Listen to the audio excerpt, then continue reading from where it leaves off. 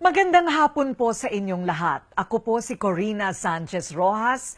Bumabati po sa inyo ng isang Happy New Year at maraming salamat sa pagkakataong magpaabot sa inyo ng maikling mensahe. I'd like to say congratulations to the organizers of this Youth Forum of the Junior People's Management Association of the Philippines of the University of Mindanao here in Tagum City. I really wanted to be with you today, but because of so much work here in Manila, I could only send you this message that is nonetheless sincere and heartfelt.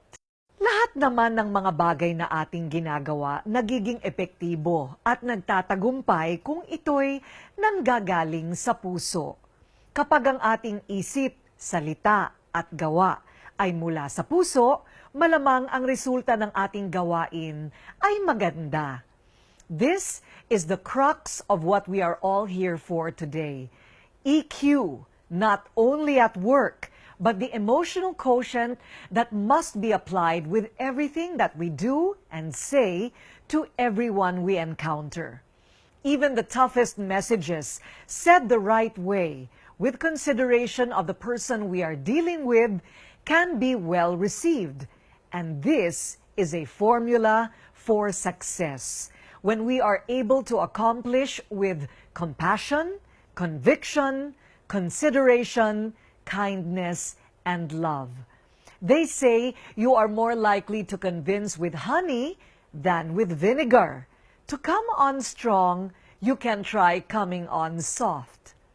My husband, Mar Rojas, always tells me, I am a big believer in dreams because everything great in history started with a small dream. So, dream and dream big. Libre lang naman ang mangarap, hindi ba? The world is at your feet, and if you believe it enough, it will happen.